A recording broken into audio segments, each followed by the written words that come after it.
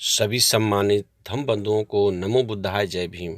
साथियों, मैं doctor DN. बौद्ध आप लोगों को पिछली वीडियो में जो डॉक्टर भीमराव अंबेडकर साहब के प्रोफेसर होने और एजुकेशन के समय वो शिक्षा देते हुए टीचर के रूप में जब काम करते थे, उस समय किसी तरह घड़ा छू जाने पर इतना बड़ा हंगामा हुआ।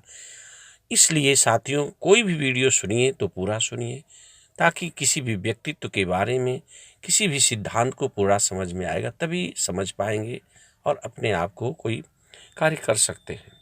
इसलिए आज की वीडियो में अंबेडकर साहब ने किस तरह से वकालत शुरू किया और पहले ही मुकदमे में अछूतों को न्याय दिलाए। भारत पहुंचने के बाद अंबेडकर साहब ने 1 वर्ष तक सारी स्थिति को ठीक से समझे, वकालत के लिए अनुमति प्राप्त की तथा पिछड़ों के उद्धार के लिए रचनात्मक आंदोलन की रूपरेखा की। जून 1924 में उन्होंने वकालत का काम शुरू कर दिया। अब तक भीमराव अंबेडकर साहब अछूतों के हितों के लिए संघर्ष करने वाले नेता के रूप में थोड़े थोड़े चर्चित होने लगे थे। उनके पास पहला मुकदमा 3 अछूतों पर हो रहे मानहानि का दावा के रूप में अछूत लेकर आए। उन्होंने एक ऐसी पुस्तक लिखी थी तीनों ने, जिसमें अछूत प्रथा के लिए उच्च वर्ग की ही दोषी ठहराया गया था। पुस्तक प्रकाशित होते ही उच्च वर्ग के लोग भड़क उठे। उन्होंने उन तीनों पर मानहानि का दावा ठोक कर दिया। सेशन जज की अदालत में जब इस मुकदमे पर अंबेडकर साहब ने बचाव पक्ष के वकील के रूप में बहस की, तो उनको सुनने के लिए अदालत में लोगों की भीड़ उमड़ गई। सामाजिक न्याय दिलाने के लिए समर्पित डॉक्टर भीमराव अंबेडकर साहब रात दिन कानून की किताबें पढ़ते और जब बोलने थे तो विपक्षी वकीलों की बोलती बंद हो जाती। जज उनसे तर्कों से हैरान हो रह जाते। उन्होंने साबित कर दिया कि किताब में दलितों के साथ उच्च वर्ग की ज्यादती की जो दर्द भरी दास्तां कहानी लिखी गई है, वह समाज का जीता जागता सच है। इसे पुस्तक के रूप में देश व समाज के सामने लाकर 3 अछूत लेखकों ने कोई अपराध नहीं किया है। अपराध तो वे लोग किए हैं जिन्होंने अछूत समाज में छुआछूत और जातिवाद का विष जहर घोलकर फैलाकर समाज को गुमराह किया है। तीनों अछूत मुकदमा जीत गए। इस मुकदमे से डॉक्टर अंबेडकर साहब को पिछड़ों के मसीहा के रूप में स्थापित कर दिया।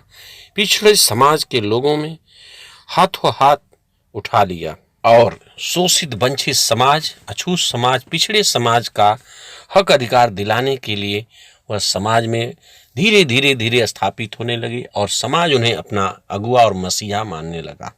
यहीं से अंबेडकर साहब का कारवां समाज समझने लगा और कारवां आगे बढ़ता गया और एक एक करके उन्होंने आंदोलन, जिसे महाड़ आंदोलन, काला राम मंदिर आंदोलन, इस तरह से कई आंदोलन उनका सफल होता गया और वो अंबेडकर साहब आगे बढ़ते गए और उनकी आवाज को अंग्रेजों ने समझने की कोशिश की और अंग्रेजों ने शोषित वंचित समाज को जो दोहरी यहाँ पर गुलामी झेल रहे थे, उस दोहरी गुलामी से दिलाने के लिए, छुटकारा दिलाने के लिए अंबेडकर साहब अपनी पहल करते रहे अंग्रेजों से।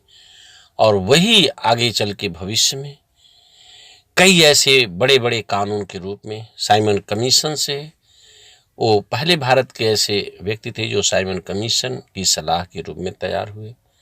इसके बाद उन्होंने पूना पैक्ट समझौता में भी मजबूरी में समझौता करना पड़ा और जातिगत जनगणना के लिए रिटायर्ड गवर्नर के सामने 1928 में पेश की, जो 3-4 साल बादों में 1931 में जातिगत जनगणना होने से उनके सामने बहुत बड़ा एक आंकड़ा समझ में आया, जिस कारण अंबेडकर का कारवां और आसान हो गया।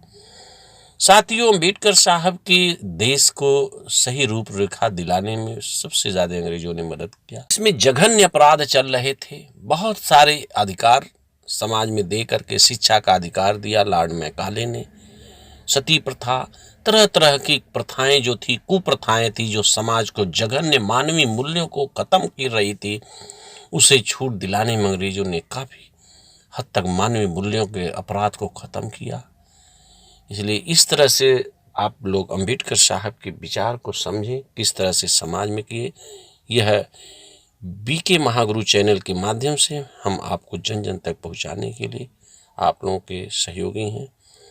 आप हमारा सहयोग करिए और इस वीडियो को अधिक अधिक शेयर करिए। अम्बेडकर साहब के जीवन शैली पर आधारित है। और सब्सक्राइब, फॉलो और कमेंट करिए। नमो बुद्धाय, जय भीम, जय भारती।